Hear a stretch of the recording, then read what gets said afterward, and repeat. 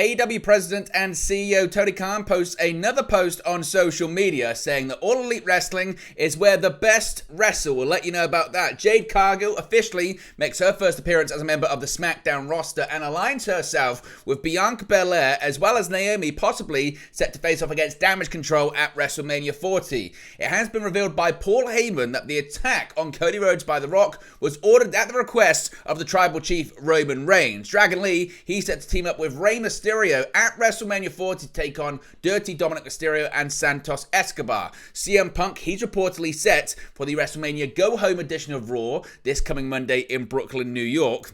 Logan Paul has to steal a car to escape both Randy Orton and Kevin Owens last night on SmackDown. Two SmackDown teams have qualified for the WrestleMania Tag Team Title Ladder Match. The Andre the Giant Memorial Battle Royal is set for the WrestleMania edition of SmackDown next Friday. AJ Styles teases new music will be debuting for him at WrestleMania 40, and details on why Jay White hasn't been appearing live on AEW television.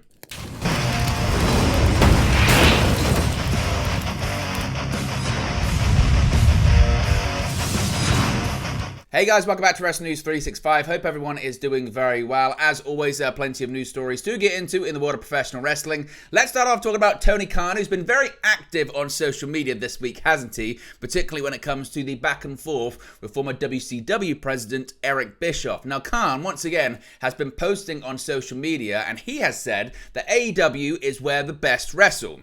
AEW president and CEO Tony Khan took to Twitter on March 29, that being yesterday, and stated that AEW is, quote, where the best wrestle. Now, of course, AEW has added multiple stars over the past few weeks. Will Ospreay fully joined the roster after he wrapped up his commitments with New Japan Pro Wrestling after signing with AEW last November. Plus, Kazuchika Okada and Mercedes Moné have signed with the promotion and debuted over the last month as well. The roster also includes the likes of Bryan Danielson, Adam Copeland, Jon Moxley, the Young Bucks, and many other stars. Now, what do you make of what Tony Khan has said there? Is he telling the truth? Is he reacting to something we don't know about? Was he just saying it because it was Friday and there was an episode of AEW Rampage and he wanted people to tune into the show? What's your reaction to it? Let me know your thoughts, as always, in the comments section below.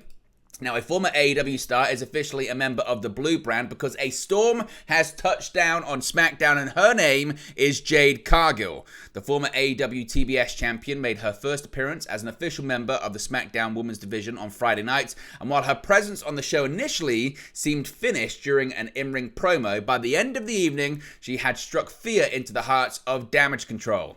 Cargill made her first appearance as an official member of the SmackDown Women's Division on Friday night. After remarking that it was about damn time, Cargill announced that she had officially signed a SmackDown contract with Nick Aldis, who was in the ring to introduce her. Cargill acknowledged the greatness of all the women in the locker room, but swiftly reminded the Connecticut crowd that nobody was on her level. She referred to herself once again as the headline and a once-in-a-lifetime superstar. Following Cargill's announcement, the camera shifted to a backstage interview with Dakota Kai, Kairi Sane, and Asuka of Damage Control. Kai expressed her exasperation with Cargill's instant popularity and remarked that Cargill has done nothing but stand there. Well, later on in the night, Kai, Sane, and Asuka led an all-out assault on Bianca Belair, who had just defeated Kai in SmackDown's main event, and Naomi, who came out to assist Bianca Belair as well. Belair and Naomi were thoroughly exhausted and outnumbered before Cargill appeared, walking down to ringside with quite confidence, I guess, oozing off of her.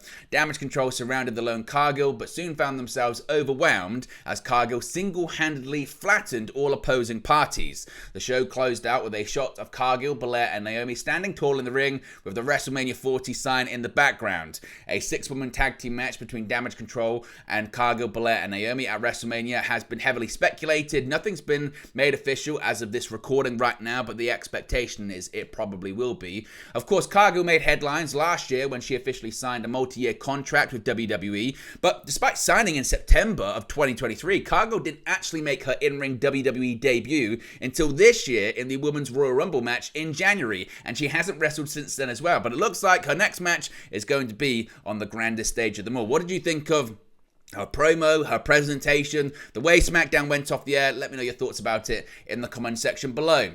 Now, people are still talking about The Rock bloodying Cody Rhodes on Monday Night Raw this week, and according to the wise man himself, Roman Reigns put the hit out. On Friday SmackDown, Paul Heyman revealed that Roman Reigns was the man who put the hit out on Cody Rhodes, leading to The Rock attacking the American Nightmare on Monday's edition of Raw. Quote, by orders of the Tribal Chief. Jimmy Uso followed that up by saying, by orders of the Tribal Chief, Jey Uso won't even make it to WrestleMania 40. Solo Sikoa said he would see Jey next Friday. Of course, The Rock interrupted Cody Rhodes' opening promo on Raw and whispered, quote, tonight, I'm gonna make you bleed before leaving.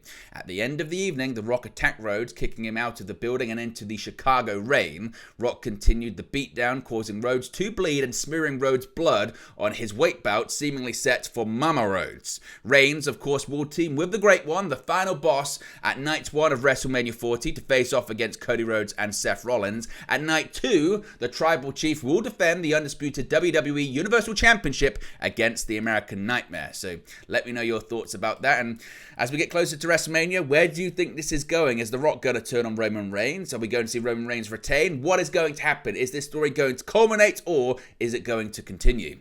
Now, another match has been confirmed for WrestleMania, a tag team bout featuring a father and son that faced off last year at WrestleMania as well. A week after interference from his estranged son cost him his match against Santos Escobar, Rey Mysterio is seeking to put his issues with Dirty Dominic Mysterio to bed once and for all when he teams up with the newest member of the LWO, Dragon Lee, to take on the team of Dominic and Escobar at WrestleMania. Escobar thanked Dominic on SmackDown for his assistance last week and said that even though he didn't get all that he'd hoped for when he initially took out Rey in November, including an infection and an amputation of his injured leg, because of Dirty Dom, he got the next best thing, beating Rey in the middle of the ring. After acknowledging Rey as the greatest luchador of all time, Escobar qualified the comment saying, quote, at least he was, before adding, I outsmarted you, Rey, and all it took was one phone call to a man who despises you just as I do, and with that, out came Dominic. Now, Rey wasn't far behind, interrupting Dominic's efforts to further besmirch his father's name, hitting the ring with all of the members of the Latino World Order. Rey told Dominic, I truly believed I was done fighting you, son, before challenging he and Escobar to a match at WrestleMania against him and a partner of his choosing. With the crowd chanting for Carlito and Escobar inquiring which one of these dorks towards his stablemates, Rey introduced Lee as the newest member of the LWO and his WrestleMania tag team partner before the factions squared off against each other in a wild brawl that ended up with Lee taking out Legado del Fantasma with a top rope senton to the outside. So what do you make of this tag team match, and what do you think when it comes to Carlito? Some are speculating maybe Carlito could turn on Rey at WrestleMania. Do you expect that, or do you expect no interference, no backstage brawls, no, I guess, anything else on the outside of the ring? Let me know your thoughts about that too.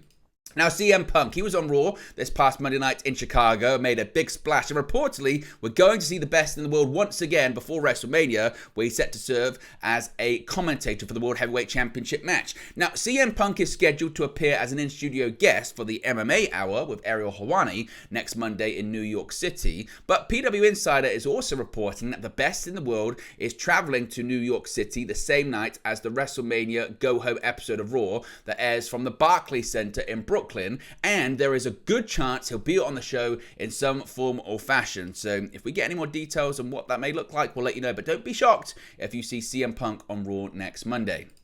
Now, going back to SmackDown last night, Logan Paul, he had to hightail it out of the arena after he cost Kevin Owens and Randy Orton a tag team match on the show. Now, to open last night's edition of SmackDown, Kevin Owens and Randy Orton teamed together to take on Pretty Deadly. While it would seem unlikely that the Yes Boy duo would be able to defeat the pair of former world champions, that's exactly what happened. Pretty Deadly did indeed defeat Kevin Owens and the Viper. However, it was due to some well-timed interference by Logan Paul, who snuck out from beneath the ring. While Orton was on the outside of the ring with Pretty Deadly, Paul nailed Kevin Owens with brass knuckles, knocking him out. When this led to a Pretty Deadly victory, Randy Orton was confused and mad at Owens until a replay shown on the big screen revealed what had really happened. Fetching Logan Paul from beneath the ring, Orton only got his hands on the United States champion for a short amount of time until he ran away. Despite Orton and Owens maintaining the chase through the arena floor and behind the scenes backstage, in the end, Logan Paul was able to escape. He did it by seemingly stealing a classic car, maybe it was his, and he walked in through the people that were near it to the one side and drove away. Now, speaking of WrestleMania as well as tag teams, I suppose, the tag team title match at WrestleMania now is much more clear because in the 11th hour before WrestleMania, 4 teams on SmackDown fought for their final opportunity to secure their place in the six-pack challenge ladder match for the undisputed WWE Tag Team Championships. Now, fans can expect to see the teams of Austin Theory and Grayson Waller and New Catch Republic vying for tag team gold in Philadelphia. Theory and Waller took on the Street Profits in the final match of their mini bracket. Montez Ford was setting up for his huge frog splash when Karrion Kross and Scarlett appeared on the Titantron over the broken bodies of Bobby Lashley and B-Fab. Ford eventually refocused following the distraction, but the elongated time between the setup and execution of his top rope move allowed Theory to find enough life to block Ford's dive with his knees. He took an immediate advantage and won the match for his team. Now, Legado del Fantasma found themselves entangled in a heated brawl with the Latino World Order that we spoke about early on, and the fatigue from that fight caught up to them as they faced off against New Catch Republic.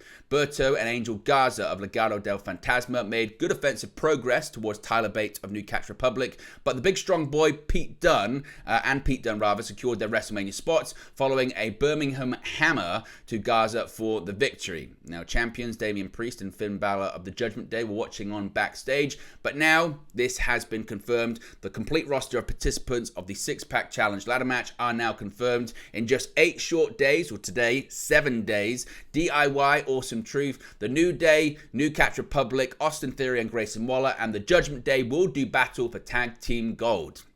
Priest and Balor have held the titles for 164 days, having last defended their belts at Elimination Chamber in Perth, Australia.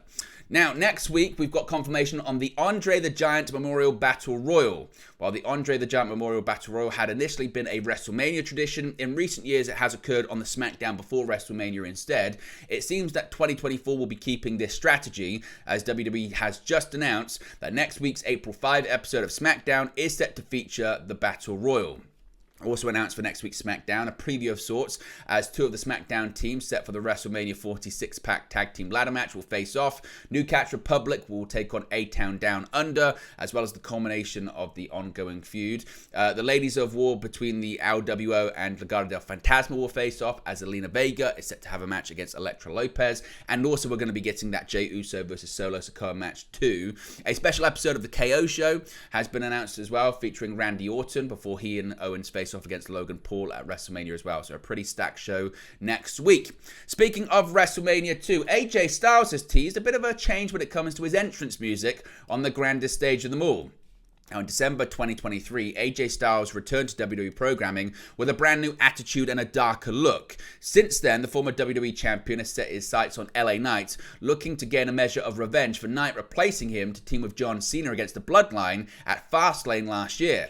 Since arriving to the company, Styles has used the phenomenal theme music that he debuted at the Royal Rumble all the way back in 2016, but he has admitted that it might not fit his current persona now. During a Fanatics Live signing to promote his new shirt that says, "They don't want none," AJ Styles hinted that a new theme song may be about to debut at WrestleMania 40. He said, quote, "You'll be surprised come WrestleMania when it comes to music, not to let the cat out of the bag. It's big because my music is freaking awesome, but it doesn't suit the AJ Styles people are seeing at the moment." So with AJ Styles facing off against LA Knight, we could see new music and a new presentation for the former WWE champion.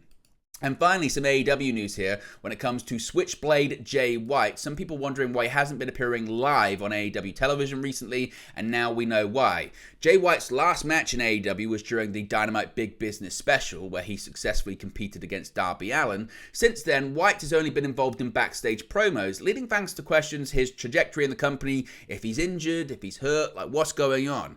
Now, however, according to Fightful Select, there is a legitimate reason for his absence. The report from Fightful has pointed out how White's recent segments on television have only been pre-tape promos alongside Bullet Club Gold. Curious, Fightful reached out to AEW and was told that White hasn't been appearing live because his work visa prohibits him from working in Canada at this stage. The report then noted that White will be brought back to TV as soon as AEW finishes up with its current Canadian tour and returns to the United States. Notably, after defeating Darby Allin in their match, White and the rest of Bullet Club Gold attacked him, only for the Acclaimed and Billy Gunn to run in to make the save. The two teams then ended their shaky alliance, and White and the Gunns attacked the AEW World Trios champions. This storyline will likely be picked up in the ring as soon as the promotion returns stateside, but since then, Max Caster has taken shots at White, claiming he has no aura. The Acclaimed and Daddy Ass have been reigning as Trios champions since August of last year and will undoubtedly put the titles on the line at some point against Bullet Club Gold. This could open the window for White to gain his first AEW branded title and for the Gunns to yet again hold gold following their reigns as AEW World Tag Team Champions.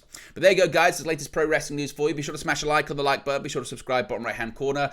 As always, let me know your thoughts in the comment section below and I'll speak to you again very, very soon.